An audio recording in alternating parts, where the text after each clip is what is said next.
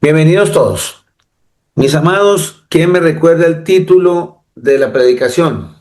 Cristo es nuestra salvación. Mi hermana María del Carmen, muy bien. Cristo es nuestra salvación. ¿Y quién es Cristo? ¿Quién me puede decir quién es Cristo? Manuel, Emanuel, ¿quién es Cristo? Además de Emanuel, El el, Todopoderoso. el Todopoderoso. ¿Quién es Cristo? Además del Todopoderoso, ¿quién El es? Mesías. El Mesías. ¿Qué más? Nuestro Salvador. Nuestro Salvador. ¿Qué más? ¿Quién es Cristo? El único Dios. El único Dios. ¿Y cuál es su nombre? Jesús.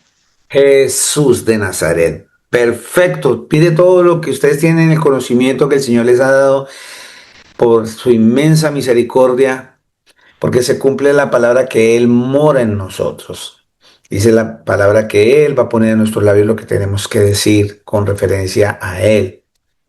Qué bendición que esa palabra Cristo tengamos bien en cuenta, que significa que es el Salvador, que es el Mesías, pero que va relacionado con todos estos títulos que nuestro Creador tiene, como nombraron ustedes. Cristo es el mismo Todopoderoso. El Cristo significa Mesías. El Cristo significa Salvador. Ese Cristo es Dios. Ese Cristo es el Padre. Ese Cristo es el Hijo. Ese Cristo es el Espíritu Santo. Su nombre es Jesús, el único Dios. Hermoso. Entender eso me lleva con mayor facilidad en ese mover espiritual hacia el camino de la verdad que es Cristo. Qué bendición tan grande, mis amados. Cristo es mi salvación, o sea que puedo decir Jesús es mi salvación, el Todopoderoso es mi salvación, el Mesías es mi salvación, Dios es mi salvación, Jesús es mi salvación, Cristo es mi salvación. Creo que tenemos hoy ya la quinta entrega de este mensaje, ¿verdad? Ya completamos un mes, arrancamos este mes. Espero en la voluntad del Señor poder terminar con este mensaje hoy, si es su santa voluntad.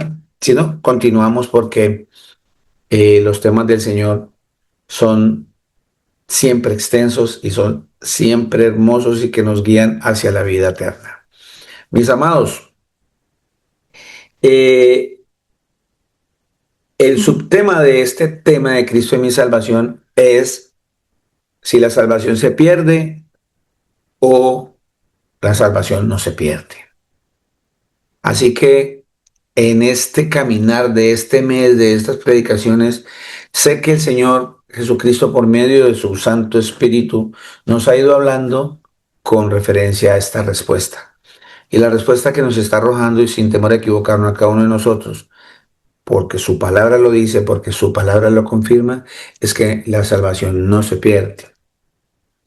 El Señor nos escogió desde antes, ya todas esas citas que ya hemos leído. Quiero que entremos en la última cita que vimos antes de despedirnos del servicio pasado, que está en Romanos 8, desde el 33. Romanos 8 33 al 39 para hacer un resumen del servicio pasado, tener ese hilo conductor y de aquí seguir de lo que hemos estado hablando sobre la salvación. Dice la escritura, espero que ya todos lo tengan en el ojo, ¿quién acusará a los escogidos de Dios? Ya la palabra me está mostrando que hay unos escogidos. Dios es el que justifica. Entonces vimos ya en nuestras prédicas pasadas que el Señor ya nos justificó. Ella nos justificó. O sea, nos perdonó nuestros pecados. Todos, absolutamente todos. Es más, la escritura dice que Él ya ni se acuerda de esos pecados de nosotros. ¿Quién es el que condenará? Cristo es el que murió, más aún el que también resucitó, el que además está a la diestra de Dios, el que también intercede por nosotros. Y esta parte vuelvo y hago énfasis para que no les quede como ese vacío en la mente de que vuelve a aparecer la palabra diestra de Dios. esa palabra no puede confundir a una persona que tiene bien claro que el Señor Jesucristo es el Padre, que el Señor Jesucristo es el Creador, que el Señor Jesucristo, el Señor Jesús, es el Cristo, es el Todopoderoso, es el Creador. La diestra de Dios, solamente quien se sienta a la diestra es el que tiene el poder. El que tiene el poder, y solamente el que tiene el poder sobre la creación es su creador. Entonces, cuando la escritura dice que Él está a la diestra de Dios, significa que Él se sentó en el trono del poder. La diestra de Dios significa ese sentarse en su poder. Por eso les decía a ustedes en Apocalipsis 4:2, cuando Juan le reveló, el Señor Jesús le reveló a Juan su segunda venida. Dice ahí en Apocalipsis que Juan vino al cielo y vio un trono, y en el trono uno sentado, para hacer énfasis que en el trono solamente está el que tiene el poder. Eso significa diestra de Dios. No es que haya una silla al lado para que se siente un hijo que no existe, que el Señor no mandó. ¿Estamos? Hijo de Dios es otro título que tiene el Señor Jesucristo. Entonces, cuando lean esto aquí, no se dejen confundir del enemigo. Claramente, bíblicamente, la diestra de Dios es que el Señor se sentó en su trono. No hay más trono. Ya Él se lo mostró al apóstol Juan. Él está sentado en su trono, hay un solo trono. Pueden leerlo en Apocalipsis capítulo 4, versículo 2. Entonces, y Él está intercediendo por nosotros. El mismo Creador, intercede por nosotros. Él, no hay nadie más, así que el cuentico de María ruega por nosotros, intercede por nosotros, es una falsedad, es engaño de Satanás. No, María no ruega por nosotros. En cambio, San Martín tampoco. Pero San Pedro, menos. El único que intercede es el mismo Creador nuestro. Él es el único. Nadie puede interceder por nosotros. Nadie. Solo el Señor. 35. ¿Quién nos separará del amor de Cristo? ¿Tribulación? ¿O angustia? ¿O persecución? ¿O hambre? ¿O desnudez? ¿O peligro? ¿O espada? Como está escrito, por causa de ti somos muertos todo el tiempo, somos contados como ovejas de matadero. Antes, en todas estas cosas somos más que vencedores por medio de aquel que nos amó. Ojo, mire que nada de eso nos tiene que separar del amor del Señor, nada tiene que hacer desistir que yo siga en el camino del Señor, porque estoy atribulado, porque tengo una angustia, porque estoy siendo perseguido, porque me dio hambre. Pero ¿cómo así que me da hambre? No tengo que comer, no tengo que ponerme, no tengo trabajo, y yo soy una persona que voy al servicio y leo la palabra y creo en el Señor y tengo hambre. Dice que nada de eso me puede separar del amor del Señor, ni que eso puede menguar, disminuir la fe que yo le debo a mi Señor. Dice que más bien que antes todas esas cosas somos más que vencedores por medio del Señor, que fue el que nos amó primero. Por lo cual, dice el apóstol, estoy seguro de que ni la muerte, ni la vida, ni ángeles, ni principados, ni potestades, ni lo presente, ni lo porvenir, ni lo alto, ni lo profundo, ni ninguna otra cosa creada nos podrá separar del amor de Dios que es en Cristo Jesús, Señor nuestro. Nada nos puede separar del Señor Jesús, absolutamente nada, porque una vez que Él nos escogió, Nada nos va a poder separar. Nada nos va a poder arrebatar de su mano. Nadie. Nadie. Eso es hermoso. Por eso veíamos en las prédicas pasadas que el Señor eh, nos justificó, nos selló con su Santo Espíritu. Por eso en Corintios dice que nosotros somos templo del Espíritu Santo. Entonces, por esa razón, hoy hablaba una hermana y me hacía una pregunta muy hermosa en la congregación hoy presencial, porque yo dije que el Señor, no digo yo, lo dice la Escritura, dice el Señor Jesús, que Él no habita en templos hechos por manos de hombres. Entonces ella me devolvió allá y me dijo, pero entonces el tabernáculo, donde entraba el sacerdote, donde había un sacerdote y donde había el sumo sacerdote, había una cortina que dividía estos sacerdocios de servicio y el sumo sacerdote que entraba una vez al año a la presencia del Señor, separados por un velo. Pero antes de eso, en el patio había un altar para las ofrendas y había un altar después, antes de la entrada del templo, había un altar de sacrificios para expiar pecados, que mataban un animal, derramaban la sangre y esa sangre se cambiaba por el perdón de los pecados. Pero mire que para que ustedes entiendan, eso el Señor lo quitó porque eso era, ¿te acuerdan que vimos ayo?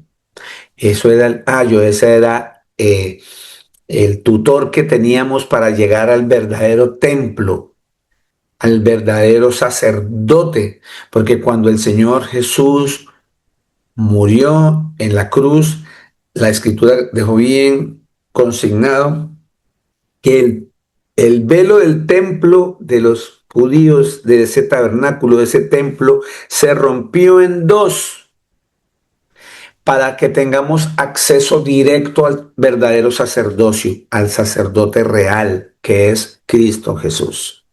Entonces ya no necesitamos templos hechos por manos de hombres, porque nuestro Señor es nuestro sumo sacerdote y tenemos entrada directa a Él por medio del arrepentimiento, por medio de perdonar a mis hermanos, por medio de creer en su sacrificio, en ese sacrificio que hizo una sola vez y para siempre, dice la Escritura.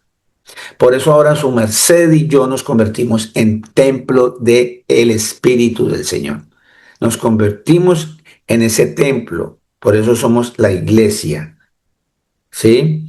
La iglesia no es un salón donde se congregan las iglesias. La iglesia es cada persona que mora el Señor porque Él nos selló con su Santo Espíritu.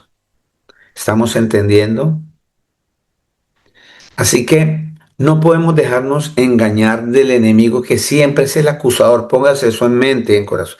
Satanás siempre está al acecho de quién señalar, de quién acusar. Miren a este, vea, este que habla que te ama, que lo ama usted, Señor. Mire Jesús, vea, miren a este cómo está comportando, devolviéndose al vómito, mírelo, otra vez en el mismo pecado. Y por eso nosotros tenemos que estar muy vigilantes de lo que hablamos, de lo que decimos, de lo que vemos, de lo que tocamos, dónde están nuestras manos, dónde están nuestros pies, porque siempre está el acusador, que de pronto va a hacer que muchas personas piensen que no son salvas y no conozcan este mensaje tan profundo de que el Señor dice que nada podrá separarnos del amor del Señor. Nada.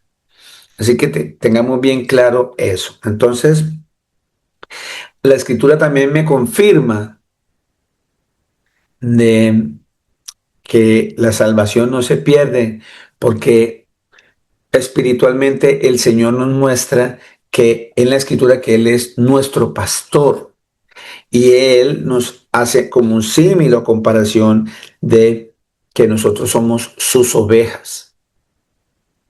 Una oveja literalmente se caracteriza porque es un animal muy torpe. Es torpe, la ovejita es torpe y la ovejita es casi ciega, no ve muy bien, necesita ser guiado. Y el Señor nos hace esa comparación porque el pecado que mora en nosotros nos tiene ciegos, tontos, nos tiene no tan alerta, nos tiene embobados, torpes. Por eso necesitamos de la guía del Señor. Entonces, la escritura nos dice que el buen pastor busca la oveja perdida. ¿Sí ve? El Señor dice que cuando la encuentra, la pone en sus hombros gozoso y la lleva a su casa y reúne a sus amigos y sus vecinos y se regocija porque encontró la oveja que estaba perdida. Así que vámonos al libro de Lucas, por favor. Libro de Lucas 15, desde el 1 para que tengamos el contexto claro de esto. Lucas 15:1 dice, se acercaban a Jesús todos los publicanos y pecadores para oírle. Y los fariseos y los escribas murmuraban diciendo, este a los pecadores recibe y con ellos come. Entonces él le refirió esta parábola diciendo, ¿qué hombre de vosotros teniendo 100 ovejas, si se pierde una de ellas, no deja las 99 en el desierto y va tras la que se perdió hasta encontrarla? Y cuando la encuentra la pone sobre sus hombros gozoso y al llegar a casa reúne a sus amigos y vecinos diciéndoles, gozaos conmigo porque he encontrado mi oveja que se había perdido. Os digo que así habrá más gozo en el cielo por un pecador que se arrepiente que por 99 justos que no necesitan de arrepentimiento. ¿Sí? Es lo mismo que el Señor le decía que quienes necesitan de médicos son los enfermos, no los que están sanos. Y es ahí donde muchas personas entran en las congregaciones a pecar, porque se creen más santos, más puros que otros, y cuando una persona cae por culpa de Satanás o por el pecado que mora en él, que es atraído por su propio pecado, y cae, vienen todas estas personas que se creen muy santas y empiezan a hablar como estos fariseos. A decir, miren, a señalar a la gente. Y lo que hay que hacer es lo que hace el Señor, y ir a rescatar a esas personas si se arrepienten de lo que hicieron. Y ese, mis amados, es una de las señales que tú haces por el camino de la salvación. Porque la escritura habla que es imposible que salga de una misma fuente agua dulce y agua salada. Si el Señor mora en ti, no puede por qué estar saliendo cosas malas de ti.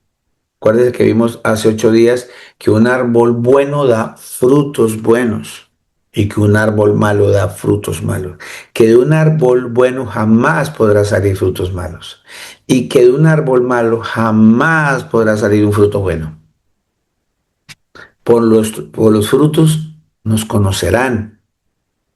Y vimos en la escritura hace 8 días esos frutos del Espíritu Santo que tienen que dejarse ver en nosotros para que Cristo se refleje en nosotros hacia las otras personas.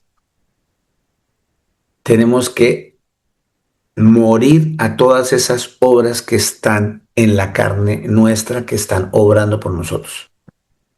Todo eso tiene que salir porque somos templo del Espíritu Santo. Si estamos entendiendo, el libro de Judas 24, el libro de Judas está allá antes de Apocalipsis. Primera de Juan, segunda de Juan, tercera de Juan, Judas, Apocalipsis. Judas es una hojita, una sola hojita.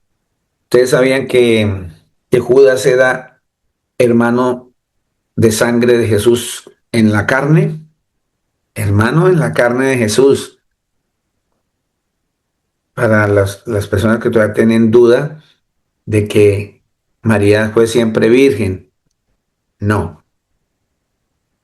Hago énfasis, ella, cuando nace Jesús, ella continuó siendo virgen. Sí, fue un nacimiento virginal de una virgen que quedó virgen. Pero ya después en el mismo libro de Mateo nos muestra que una vez nace el Creador, José conoce a María, o sea, tienen intimidad y nacen, ahí nombran como 6 hermanos con sus nombres propios de Jesús en la carne, hijos de María y José, hermanos de Jesús y hermanas. Y este Judas no es el Judas Iscariote que se mató, que se suicidó.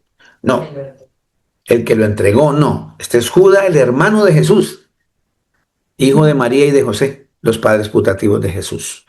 Y es un libro que se escribió más o menos en los años 65, 80 después de Cristo.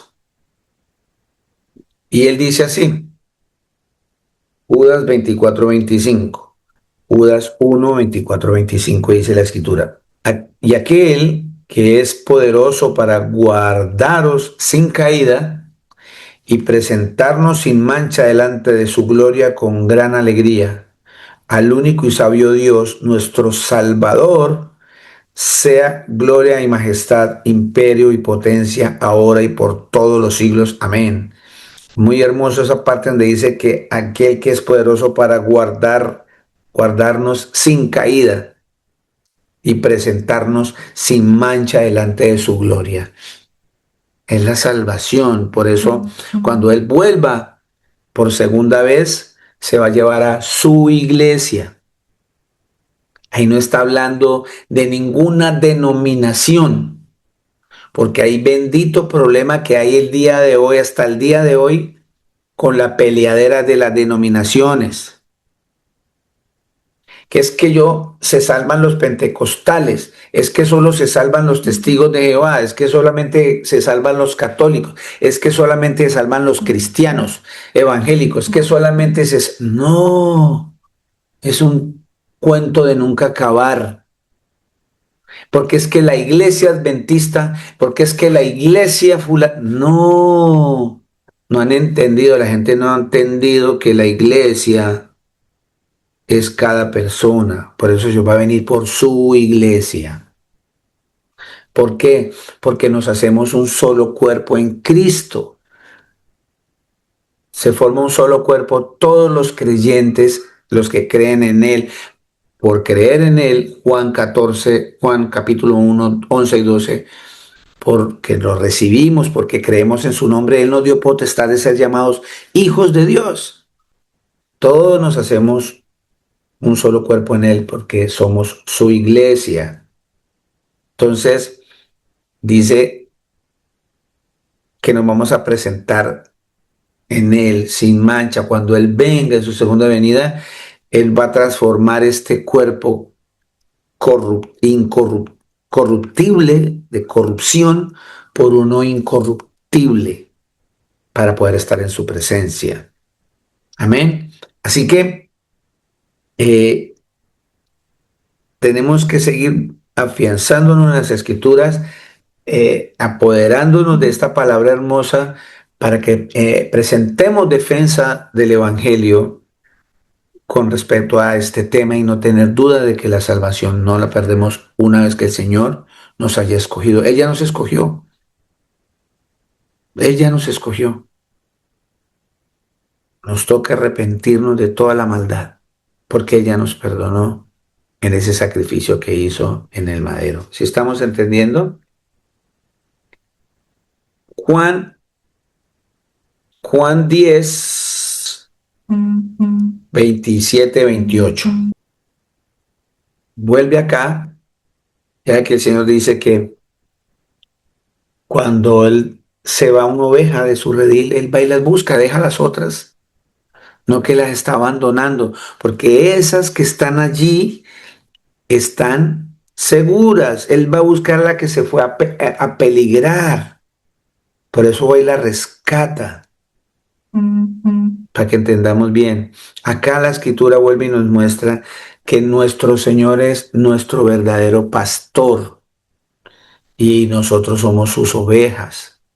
Por lo que le decía, él hace esa comparación de este animalito que es torpe con nosotros, que el pecado nos entorpece, el pecado nos enceguece, como le pasa a este animalito que es torpe y que es ciego, casi ciego. Por eso él nos compara con este animalito y dice aquí en el libro de Juan, capítulo 10, versículo 27-28, dice, mis ovejas oyen mi voz y yo las conozco y me siguen. Él nos conoce desde antes de la fundación del mundo. Y una de las señales claras que somos sus ovejas es porque estamos hoy aquí congregados, escuchando su voz y lo estamos siguiendo. Miren lo que es hermosa esta palabra. 28 dice, y yo les doy vida eterna y no perecerán jamás, ni nadie las arrebatará de mi mano. Nadie podrá arrebatar de la mano del Señor Jesús a sus escogidos. Nadie. Por eso la escritura dice que muchos tropezarán y si fuere posible, aún a los escogidos, y si fuere posible, ¿por qué lo dice el Señor? Porque no es posible, porque nadie puede arrebatarle de la mano al Señor sus ovejas, nadie. Amén. Estamos entendiendo, ¿verdad? En el libro de... hay una parte que quiero que miremos. Segunda de Timoteo, capítulo 2, versículo 10 al 13. Muy importante esto que tengamos en cuenta con base a la salvación. Yo espero siempre unos segunditos para que podamos entrar en el hilo conductor. Por tanto, todo lo soporto por amor de los escogidos, para que ellos también obtengan la salvación que es en Cristo Jesús con gloria eterna. Palabra fiel es esta: si somos muertos con Él, también viviremos con Él. Si sufrimos, también reinaremos con Él. Si le negaremos, Él también nos negará. Si fuéramos infieles, Él permanece fiel. Él no puede negarse a sí mismo. Vea qué palabra tan profunda. Y tiene que ver muchísimo con mi caminar en este paso hacia la vida eterna. Tenemos que estar siempre hablando para edificar, siempre tenemos que estar vigilantes, siempre que tenemos que estar observando, tenemos que estar preparados todo momento. Este instante, esta reunión que tenemos como iglesia en congregación, es estar preparándonos, vigilantes. Y ya después corresponde a cada uno como iglesia, ¿cierto? El que es varón, ser sacerdote en su hogar. Si está en una relación de noviazgo, sacerdote en su noviazgo. Ejercer cada hombre su sacerdocio, cada mujer su ministerio. Las mujeres tienen unos ministerios muy importantes, ¿sí? Que es enseñarle a las otras mujeres, ¿cierto? Cómo deben comportarse con referencia a ese sacerdote o ese varón que tienen en casa. Llevar a sus hijos en el temor de Dios, edificarse como mujeres de Dios. Cada uno tiene un rol especial en este caminar de la salvación. Es un compromiso muy grande que el Señor nos da, porque Él no ha venido todavía esperando que muchos procedan al arrepentimiento, porque Él no quiere que ninguno se pierda. Acordémonos de eso, ¿verdad? Entonces, vámonos a Lucas, que aquí esta parábola del hijo pródigo, hay muchas enseñanzas con base a esta parábola, muchas enseñanzas hermosas. Y una de esas también cabe en este panorama para la salvación, para dejar un mensaje de salvación. Lucas, el libro de Lucas 15, en esta parábola lo pongo un poquitico de contexto antes de que entremos a leerla, ¿sí? Del hijo pródigo presenta a una imagen de una persona que libremente sale de la casa de su papá, de su padre. Hago énfasis porque siempre cuando hablo de la palabra pródigo, me acuerdo que yo antes pensaba en mi ignorancia cuando estaba en la iglesia tradicional y cantaba misas y todas esas cosas. Yo pensaba que pródigo era una persona que hacía prodigios, que pródigo era una persona que tenía como dones, como que era una persona que tenía habilidades, un prodigio para tal cosa, ¿no? Porque yo lo confundía un pródigo con un prodigio.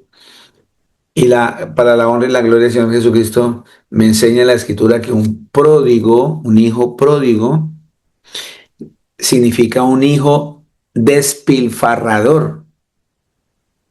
El significado de pródigo es despilfarrador, derrochador. Imagínense, nada de ningún prodigio. Es nada más y nada menos que una persona que despilfarra. Y ya pensemos en eso, un hijo pródigo. El Señor nos lleva con medio de esta parábola mostrando que como somos sus hijos, muchos nos comportamos como esas personas que despilfarramos las bendiciones que el Señor nos da. Entonces dice aquí que ese era un hombre que era una persona que se va de la casa de su papá, le dice, entrégueme todo lo que me corresponde a mí, que yo me voy, ¿sí? Y mientras se va y está lejos y no tiene ningún beneficio del amor de su padre, eh, a pesar de eso, de que este hijo se va a despilfarrar lo que quizás el papá trabajó por muchos años para que él tuviese una mejor vida, el papá no deja de amarlo. Ustedes, los que son papitos, que me están escuchando y que son mamitas, uno nunca, nunca deja de amar a un hijo. ¿Cuántos de nuestros hijos se han convertido en pródigos, en despilfarradores? Se van a la vida mundana, se van a hacer cosas que no, y aún le duele el corazón, pero sin embargo uno sigue amando a esos hijos, sigue amando a sus hijos. ¿Mm? Eh, el padre todavía tiene sus bienes y está dispuesto a restaurar ese hijo si volviese. ¿Cierto? ¿Para qué? Para que él venga a gozar del amor de su Padre. Vea todo lo que estoy hablando y vayan pensando en ese amor que tiene el Señor Jesucristo como Padre hacia nosotros. El hijo pródigo, el despilfarrador, tiene que volver. Para tener esos beneficios, tiene que volver. Y esta parábola nos enseña que el Señor siempre nos da la oportunidad de volver a caminarnos hacia el camino de la salvación, porque Él nos quiere salvar. Él no quiere que ninguno se pierda. La promesa de nuestro Señor Jesucristo es que estemos en Él siempre, ¿cierto? Siempre Él quiere. Por eso Él nos dice allá en el libro de Juan, capítulo 15, versículo 5, nos dice, separados de mí nada pueden hacer. Nosotros separados del Señor Jesús no podemos hacer nada, mis amados. Nada, nada. Y hoy nos está hablando la escritura y nos está diciendo claramente que nadie nos puede soltar de la mano del Señor. Nadie nos puede quitar de ese amor del Señor. Nadie. Solo basta que volvamos, que nos arrepintamos. Hoy invito a la hermana o el hermano que está en ese pecado, que vuelva a Cristo, que se vuelva al Padre. Él nuestro Padre. Jesús es el Padre eterno. Vuélvete a Jesús, que Él está con las manos abiertas para esperarnos. Él siempre está esperándonos.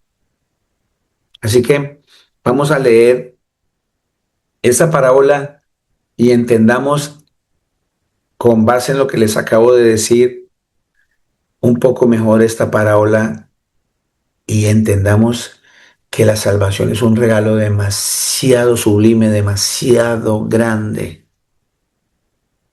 y que este tiempito que nos queda mientras viene Cristo o mientras el Señor nos llama a su presencia, vivámoslo en plenitud, no en degenerados, no en comportándonos como despilfarradores, o sea, como pródigos, sino al contrario, que Cristo se deje ver en nosotros para que otros procedan al arrepentimiento y muchos más se salven. Que este caminar en el Señor que nos falta, ya teniendo el conocimiento de Él, seamos instrumento del Señor Jesús para que otros lleguen. De eso se trata, entender que estoy en el camino de la salvación. Lucas capítulo 15, versículo 11, dice el Señor así, parábola del hijo pródigo. También dijo, un hombre tenía 2 hijos, y el menor de ellos dijo a su padre, Padre, dame la parte de los bienes que me corresponde, y le repartió los bienes. No muchos días después, juntándolo todo el hijo menor, se fue lejos a una provincia apartada y allí desperdició sus bienes viviendo perdidamente. ¿Sí ve? Llevemos esto a lo espiritual. Llevémoslo al hermano que lleva tiempo en congregación y un día decide, me cansé de esto, me voy a vivir, ¿sí? Porque la vida es corta, entonces bebamos, bailemos, derrochemos, porque la vida es corta. Así he oído a varios hermanos. Y es aquí donde la escritura me va a mostrar que no podemos por eso entrar cuando el Señor Jesús dice, estaban con nosotros, ¿sí? Y se fueron porque no eran de nosotros. En este lado, en esta predicación, de este lado de esta parábola, me va a enseñar que por eso tenemos que tener mucho cuidado cuando emitimos un juicio de eso, porque aquí la parábola me va a mostrar que el Señor recibe a todo aquel que se arrepiente. Él es hermoso, su misericordia es para siempre y sus misericordias son nuevas cada día. Entonces, cuando el Señor mencionó fue a esas personas que el Señor ya sabe que no van a tener vida eterna. Pero aquí nos da una voz de aliento con ese pródigo, porque muchos hermanos en este caminar se han comportado como este hijo pródigo, despilfarrador,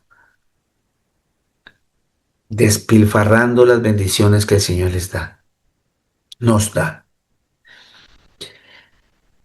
Entonces, no muchos días después, dice el 15:13, juntándolo todo, el hijo menor se fue lejos a una provincia apartada y allí desperdició sus bienes viviendo perdidamente.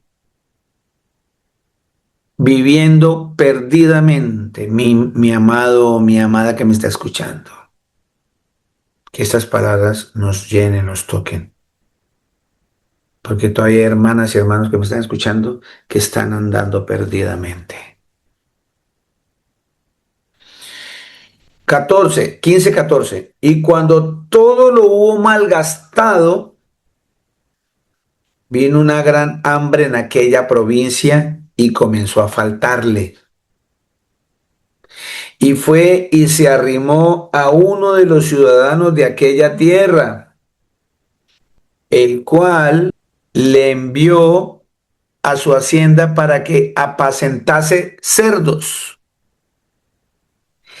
Y deseaba llenar su vientre de las algarrobas que comían los cerdos, pero nadie le daba. Es más, era el hambre tan tenaz que tenía que él deseaba la comida que le daban a esos animales, a unos cerdos. Cuando nombran la palabra cerdo, habla de esos animales contaminados, esos animales que lo que comen es carroña, comen es desperdicios. Y a él no le importaba, él anhelaba comer esos desperdicios de ese animal, pero nadie le daba. Y volviendo en sí, dijo: ¿cuántos jornaleros en casa de mi padre tienen abundancia de pan y yo aquí perezco de hambre? Me levantaré e iré a mi padre y le diré: Padre, he pecado contra el cielo y contra ti. O sea, el Espíritu del Señor le redarguye de pecado, porque Él es el que nos redarguye de juicio, de pecado y de justicia. Y entonces dijo claramente cuando dice que me levantaré a mi papá, a mi padre y le diré: he pecado contra el cielo. O sea, ¿quién es el cielo? El Señor Jesús.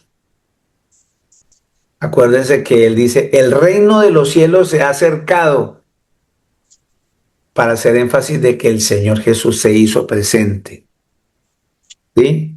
Esa es otra figura literaria que se usa allí. Es más, es otro título que tiene el Señor Jesús: el reino de los cielos. Él es el reino de los cielos. Entonces, él estaba reconociendo que había pecado contra el Creador, su nombre es Jesús, y contra su propio papá. 19. Ya no soy digno de ser llamado tu hijo, hazme como uno de tus jornaleros. ¿Sí? No me importa, papá, yo asumo los castigos. Él no le dijo, él no le dijo: le ruego por favor no me castigues, por favor ponme de gerente de la hacienda. No, uno nunca debe venir en esas oraciones al Señor. Uno tiene que acercarse y decirle: Señor, haz tu voluntad en mi vida, perdóneme, aquí estoy. No somos quien para decirle al Señor qué es lo que tiene que hacer y no tiene que hacer con nosotros. Porque si Él ya decidió que va a haber una consecuencia de eso, es para el bien nuestro, es para nuestro bien. En vez, podríamos decirle: Señor, mire, me arrepiento, asumo las consecuencias, ayúdame a salir de esto, dame fuerzas para lo que viene, Señor. Es diferente. Pero no orar: quíteme esto. No. Él vino y dijo, y levantándose, vino a su padre, ¿cierto? El 20. Y cuando aún estaba lejos, lo vio su padre y fue movido a misericordia y corrió y se echó sobre su cuello y lo besó. Y el hijo le dijo: Padre, he pecado contra el cielo y contra ti, y ya no soy digno de ser llamado tu hijo. Pero el padre dijo a sus siervos: sacad el mejor vestido y vestidle, y poner un anillo en su mano y calzarle sus pies.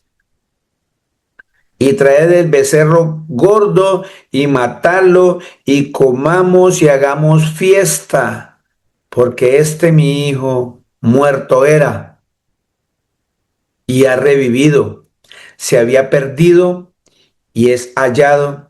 Y comenzaron a regocijarse, o sea, a sentir regocijo, felicidad, tranquilidad, porque había vuelto el hijo de este señor que estaba perdido, quizás en las drogas, en el alcohol, en el juego, en el sexo fácil, en todos esos pecados que el mundo ofrece. Y que muchos de nuestros hijos andan perdidos en todas estas cosas. Y mira aquí, y su hijo mayor estaba en el campo y cuando vino y llegó cerca de la casa, oyó la música y las danzas. Y llamando a uno de los criados le preguntó, ¿qué era aquello?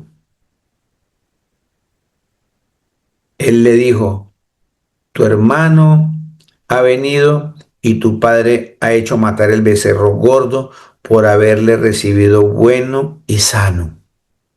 Entonces se enojó.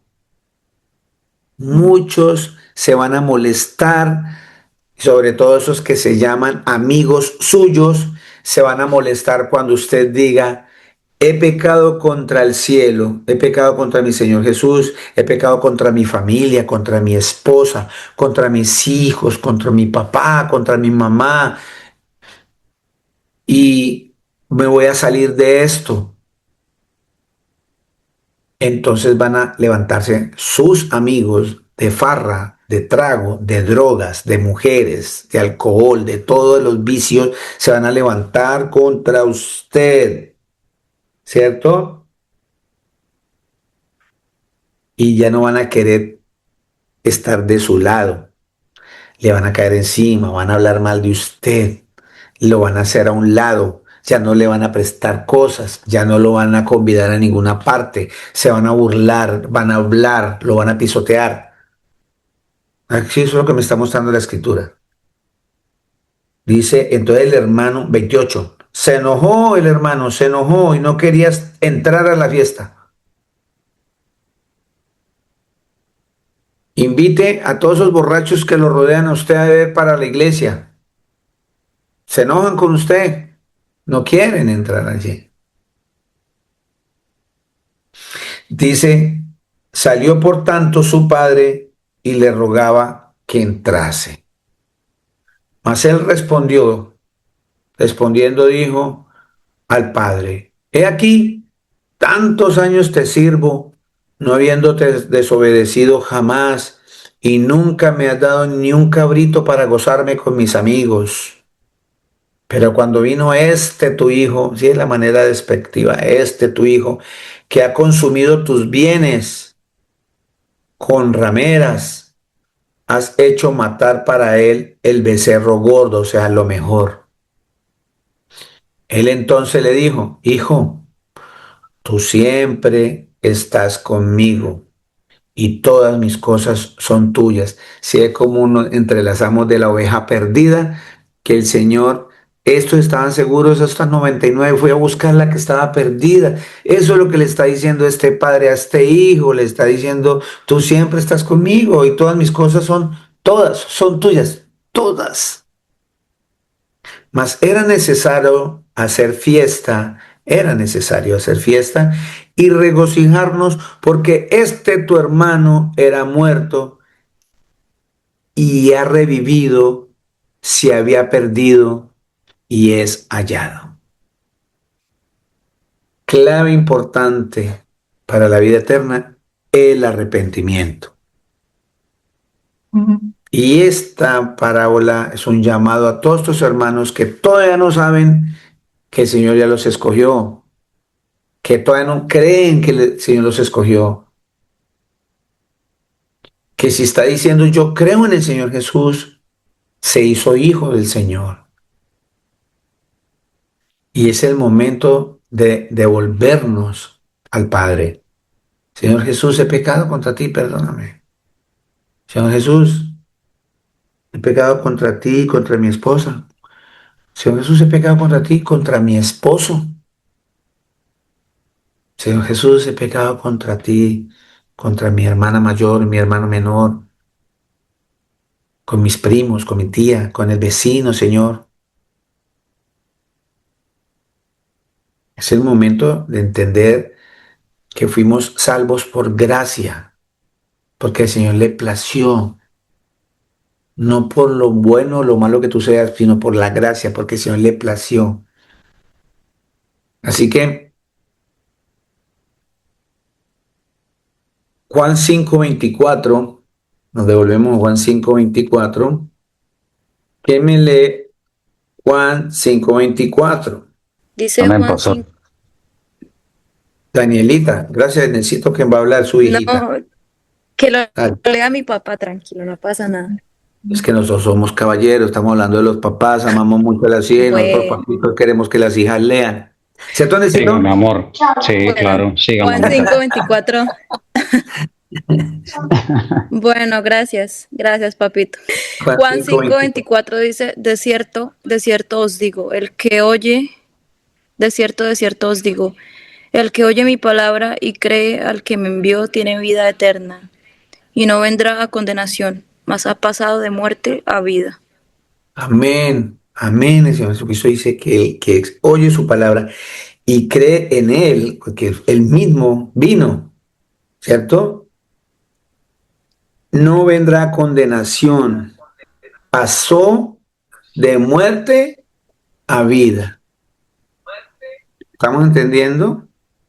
De muerte a vida. Cuando el Señor está hablando de muerte y vida, está hablando de vida eterna. Todos vamos a morir, todos, todos, todos. Porque ese es el castigo por el pecado original en este cuerpo. Pero cuando venga Cristo, nos va a cambiar este cuerpo, acuérdense, y nos va a resucitar para vida eterna. El que muere en Cristo no muere para siempre. El que muere en Cristo vive para siempre. ¿Estamos entendiendo? Gracias, Danielita. Muchas gracias. Entonces es muy importante notar aquí la doble promesa en cuanto a la salvación, ¿cierto? Que tiene vida eterna y no vendrá a condenación. Tan hermoso el Señor con nosotros. Esta doble promesa eh, tenemos que empezar a saborearla desde ya, apreciarla de ahora en adelante, ¿cierto? Y vamos a mirar varias citas que me van a alentar, que me van a acompañar siempre en mi alma, en mi corazón, en mi pensamiento, ¿cierto? Que son muchos pasajes que hablan sobre la salvación, muchos, muchos. Y ahorita el Señor me da tiempito, ustedes van a estar pendientes ahí en los mensajes de de aquí de Zoom, que mi esposa está escribiendo. Voy a dar un poco de citas que ustedes en la voluntad del Señor van a leer este fin de semana con base a lo que es la salvación, de las que me hagan falta para que son muchísimas. Señor quiere y anhela que todos procedamos al arrepentimiento para que seamos salvos. La salvación, una vez que tú recibes a Cristo en tu vida, el Señor no te va a soltar nunca de tu mano, entiéndelo, entiéndelo. Siempre tenemos que estar alerta. Juan 6, 38, 40. Esta es una de las citas, por eso hago énfasis de traerla aquí, con la intención de que entendamos y no nos dejemos confundir. Y no me cansaré de repetirlo, el Señor no está encuadrado en ninguna Trinidad, entiéndanlo, el Señor, el Padre no es uno y Jesús es otro, no. La Escritura siempre nos ha enseñado y nos va a mostrar, cuando quiera, cualquiera de ustedes me puede escribir y por Zoom miramos toda la Escritura que habla perfectamente que Jesús es el Padre. Aquí a veces el Señor siempre nos habla como ese título que tiene de hijo, porque les recuerdo que Él vino a salvarnos y la mejor manera de salvarnos es enseñarnos Él como hijos, cómo llegar a Él como Padre. Por eso Él se hizo hijo, es un título que Él tiene. Y cuando Él habla del Padre, está hablando de sí mismo. Entiéndalo, vívalo y pídale al Señor que le dé tranquilidad en su espíritu.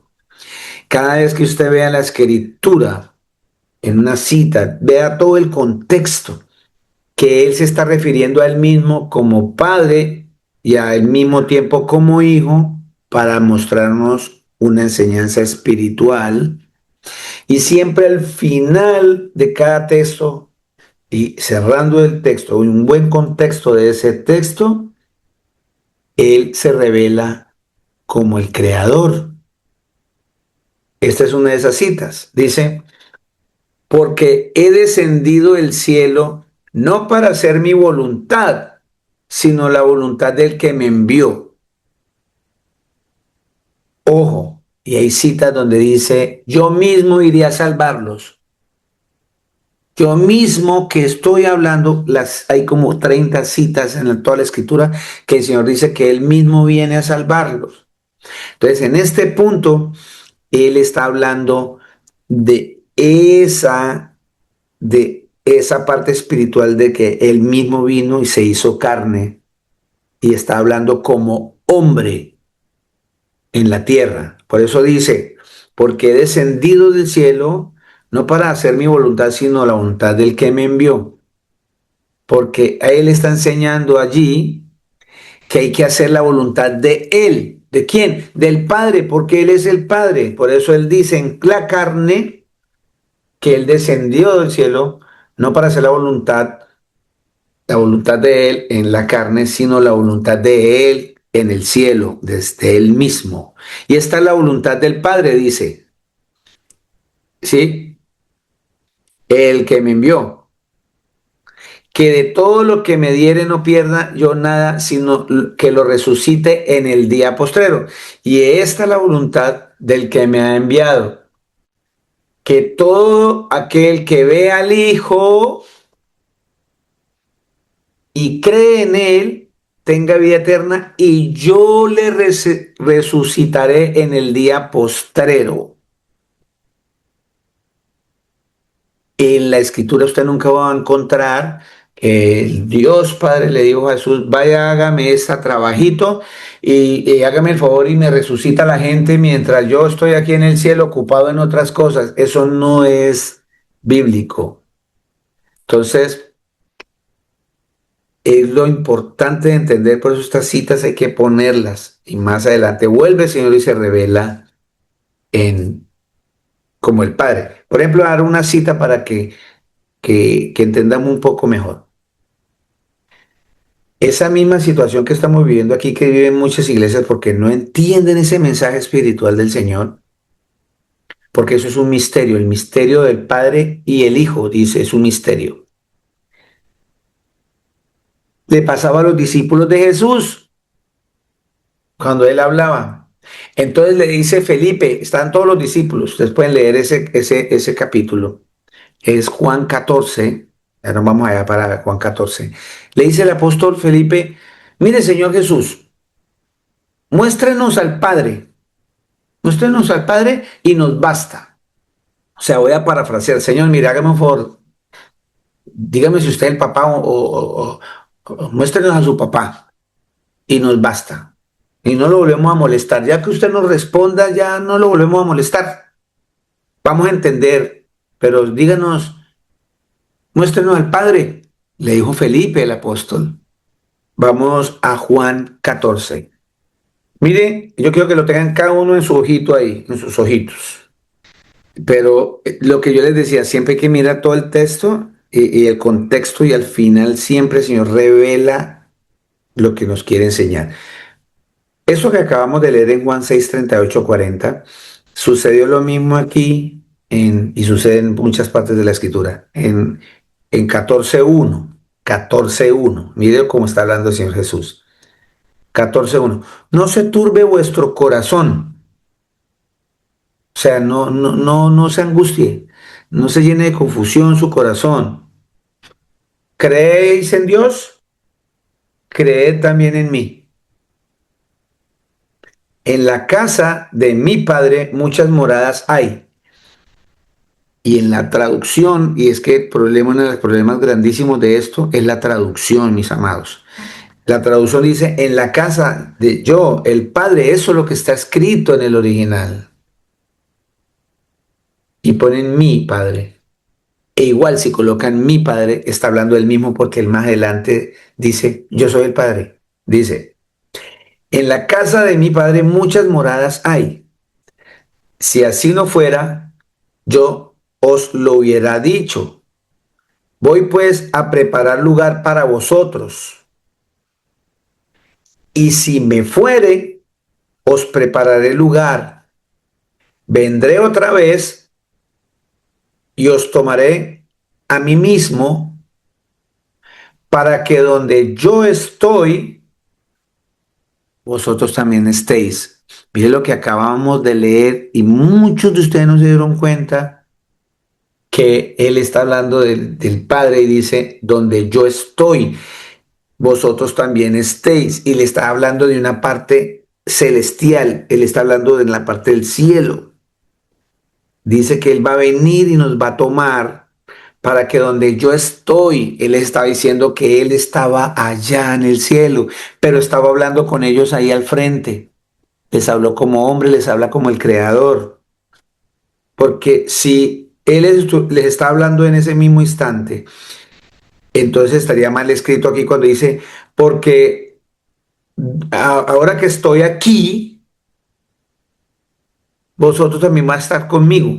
Dice, para que donde yo estoy, para darle énfasis, está hablando del cielo, le está diciendo que él está allá en el cielo, porque él es el Todopoderoso. Él puede estar sentado en su trono de gloria y puede estar en carne aquí hablando con nosotros. Porque para él no hay nada imposible. Y si eso nos queda difícil de creer, es muy difícil creer entonces en el Señor. Por eso es muy importante que los que crean en su nombre se les da potestad de ser hijos de Dios. Dice, y sabéis a dónde voy, y sabéis el camino. Vuelve y los trae a la tierra y señalar que él va para el cielo, diciendo la cita pasada que él está allá. Pero después le dice, y sabéis a dónde voy, y sabéis el camino. 5. Le dijo Tomás, Señor, no sabemos a dónde vas. ¿Cómo pues podemos saber el camino?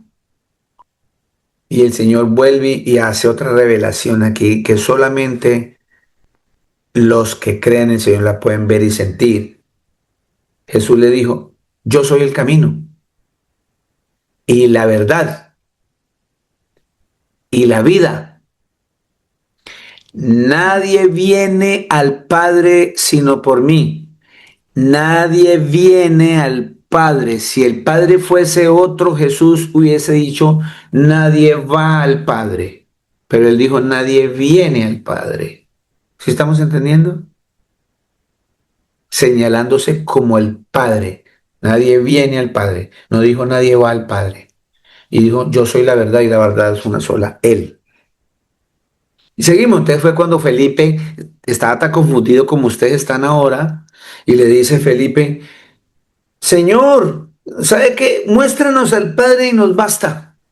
Jesús le dijo, tanto tiempo hace que estoy con vosotros y no me has conocido, Felipe. El que me ha visto a mí, ha visto al Padre. ¿Cómo puedes decirme tú, muéstrame al Padre? Sí, el Señor Jesús le dijo claritico a todos los discípulos que están ahí con Felipe, les dijo, ¿cómo así? ¿Cuánto tiempo llevo con ustedes? Yo voy para 3 años caminando con ustedes y no me han visto. Yo soy el Padre. Eso fue lo que acabó de decir el Señor Jesús. Entonces, ¿por qué hago esa claridad? Porque sé que sentí en mi corazón que algunas de las personas que me están escuchando hoy aquí, ¿cómo así? ¿Cómo así que este predicador está diciendo que Jesús es el Padre, pero aquí el papá le está diciendo que haga esto y que lo otro? Y no. La escritura se explica solita. Y cuando dice esa cita de Juan 6:38 era para mostrarlo que el Señor nos va a resucitar para vida eterna en el día postrero, en el último día, cuando Él venga. ¿Cierto? Cuando hagamos la voluntad de Él. Así como Él mismo hizo su propia voluntad al venir en carne a hacerse hombre. Nos enseñó que Él hizo la voluntad frente a Él mismo como Padre para que nosotros hagamos lo mismo. Es eso. lo importante de entender que el Señor Jesucristo es mi salvación. Por eso esta predica se llama Cristo es mi salvación. Él es mi salvación. Él es el único que me puede perdonar mis pecados.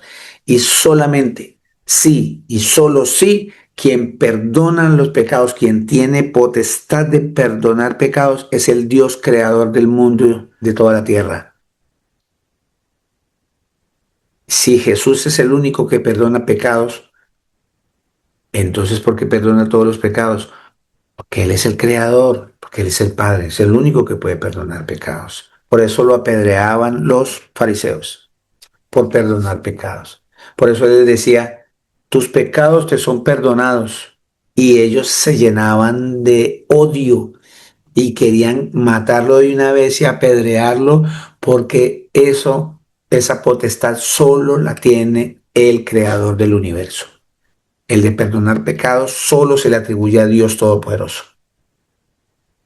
Por eso en Apocalipsis 1:8 el Señor Jesús dice, yo soy el Todopoderoso, el principio, el fin, el que era, el que ha de venir, el Todopoderoso. Por eso Él perdona pecados, porque Él es el Todopoderoso. No hay dos Todopoderosos. Entonces seguimos aquí ya con ese entendimiento, ¿cierto? Romanos 8:1-2, para afianzar un poco más de que la salvación, Cristo es mi salvación. Y si Cristo mora en mí, la salvación no se pierde, mi amado. Romanos capítulo 8, versículo 1 y 2 dice, ahora pues, ninguna condenación hay para los que están en Cristo Jesús. Los que no andan conforme a la carne, sino conforme al Espíritu. ¿Cuál Espíritu? El Espíritu del Señor que mora en nosotros, el Espíritu Santo. Porque la ley del Espíritu de vida en Cristo Jesús me ha librado de la ley del pecado y de la muerte. ¿Sí estamos? Así de sencillito.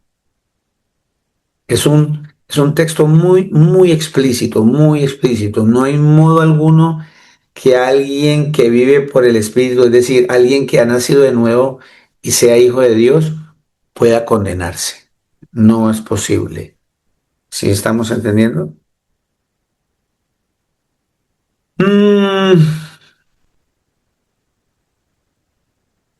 Vamos a mirar varias citas que tenemos acá. Primera de Corintios 1:21.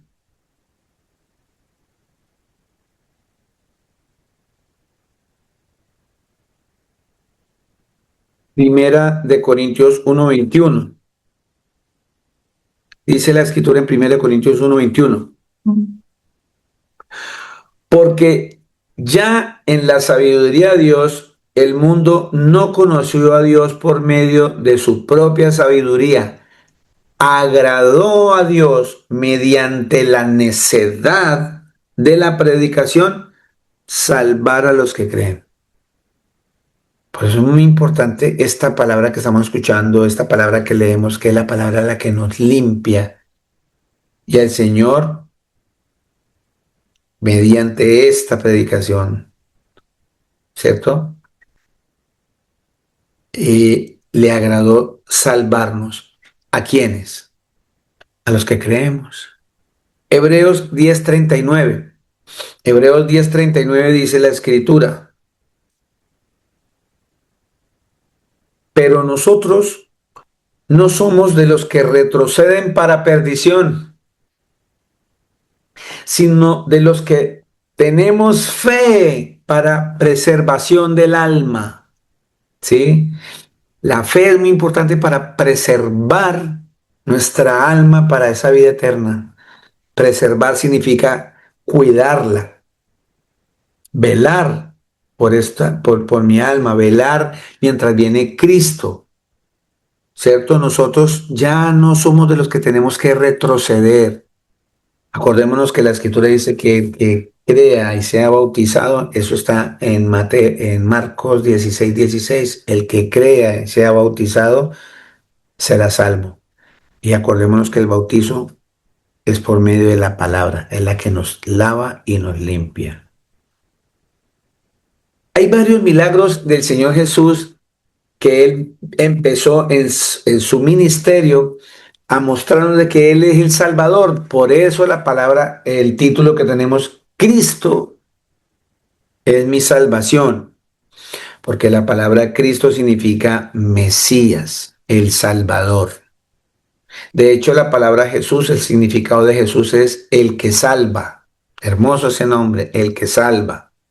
Él es el Salvador y Él en medio de todo su ministerio, cuando sanaba personas, Él siempre quería enseñarle a los fariseos, especialmente a aquellos que lo rechazaron, el verdadero mensaje. Él por eso le decía a las personas, cuando a veces a muchas sanidades les decía, tu fe te ha salvado porque lo que me va a salvar a mí es la fe en Él. Creer que Él es el Padre, por ejemplo. Lucas 7:50, desde el 36 para que entendamos todo el contexto, para ya irnos un poco, que quería que viéramos esta parte donde la salvación, una de las cosas que uno puede ver, uno de los frutos de esas personas que están en ese camino de salvación, es la fe que tenemos en el Señor Jesús. Dice así, Jesús en el hogar de Simón el fariseo. Uno de los fariseos rogó a Jesús que comiese con él. Y habiendo entrado en casa del fariseo, se sentó a la mesa. Entonces una mujer de la ciudad que era pecadora, ¿sí? Estamos mostrando una mujer pecadora. Al saber que Jesús estaba en la mesa en la casa del fariseo, trajo un frasco de alabastro con perfume. Ese perfume de alabastro es, en esa época, estuve averiguando eso, es uno de los perfumes más costosos que hay. Y estando detrás de él, a sus pies, llorando, comenzó a regar con lágrimas sus pies y los enjugaba con sus cabellos y besaba sus pies y los ungía con perfume. Cuando vio esto el fariseo que le había convidado, dijo para sí, si fuera profeta, conocería quién y qué clase de mujer es la que le toca, que es pecadora. Entonces respondiendo Jesús le dijo, Simón, una cosa tengo que decirte. Y él le dijo, di maestro. Y le manda esta parábola. Un acreedor tenía dos deudores, el uno debía 500 denarios y el otro 50. Y no teniendo ellos con qué pagar, perdonó a ambos. Di pues, ¿cuál de ellos le amará más? Respondiendo Simón dijo, pienso que aquel a quien perdonó más. Y él le dijo, rectamente has juzgado. Y vuelto a la mujer dijo, Simón, ¿ves esta mujer? Entré a tu casa y no me diste agua para mis pies y no me diste más. Esta ha regado mis pies con lágrimas y los ha enjugado con sus cabellos. No me diste beso, mas esta desde que entré no ha cesado de besar mis pies. No ungiste mi cabeza con aceite, mas esta ha ungido con perfume mis pies. Por lo cual te digo que sus muchos pecados le son perdonados. Mire lo que hizo el Señor delante de todas estas personas. Perdonó. Solamente una facultad de un Dios poderoso, del único Dios que puede perdonar, pero Él perdonó porque Él es Dios. Y dijo, muchos pecados son perdonados porque amó mucho Mas aquel a quien se le perdona poco, poco ama. Y a ella le dijo, tus pecados te son perdonados. Y los que estaban juntamente sentados a la mesa comenzaron a decir entre sí, ¿quién es este que también perdona pecados? Pero él le dijo a la mujer, tu fe te ha salvado, ve en paz. Y ya todo lo que hemos visto, podemos notar que esta mujer, el Señor le perdonó todos sus pecados, se los perdonó, al igual que a nosotros en la cruz. Por eso Él nos justificó, ya nos perdonó. También en ese mismo instante nos dijo, ven, nos dijo a nosotros, caminemos en paz, ¿cierto? Nuestra fe nos está salvando, nuestra fe nos salva. Perdona pecados y nos da la vida eterna. Clarito está aquí. Así que parte de esta salvación, muy importante para que se lleve usted en su corazón,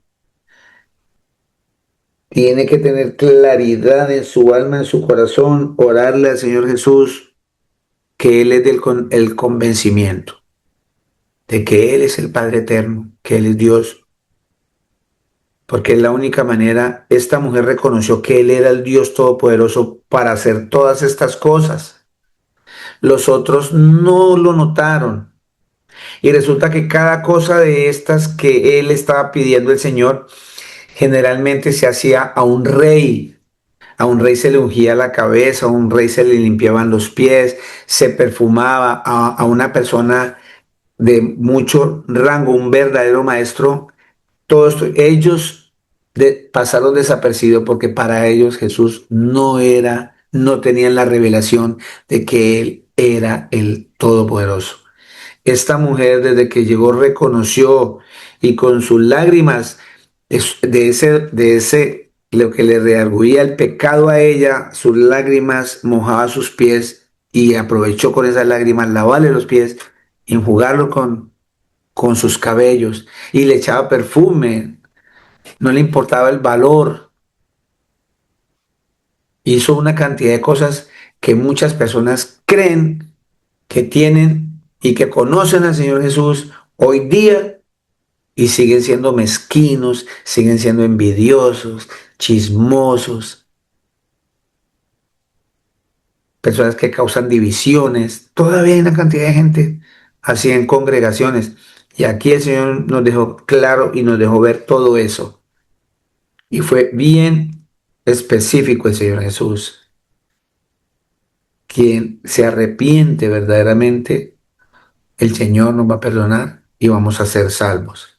Así que bueno, mis amados, miren, búsquense, les voy a dar las citas aquí para que ustedes la miren ahorita en los mensajes de aquí de este chat y van y la buscan, por favor, es para el bien nuestro, para que podamos enriquecernos en la palabra del Señor Jesús.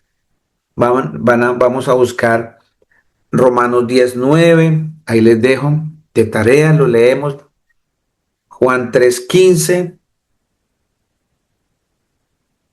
Juan 3:36, Juan 6:40, Juan 3:18, Hechos 13:39, Segunda de Tesalonicenses 2:13, Primera de Timoteo 4:10, Primera de Pedro 1:9, Juan 8:24,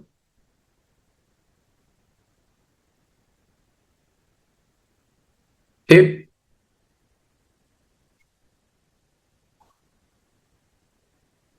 Hebreos 10:14,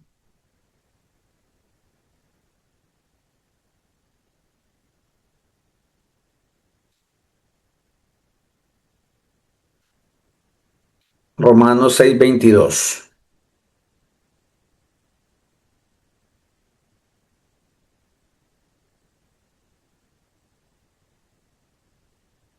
les dejo esa tareita para que leamos en casa y así podamos cerrar el ciclo de este mensaje, Cristo es mi salvación. Esas citas que les di se apoyan y lo mismo, pueden ir a Casa Oración Torrefuerte Dubai en YouTube, ahí están las prédicas online, y en nuestra página web www.casaoraciontorrefuerte.com, ahí están las prédicas en audio y de pasito el icono de flechita que está ahí, le hacen clic y ahí escuchan música cristiana 24/7.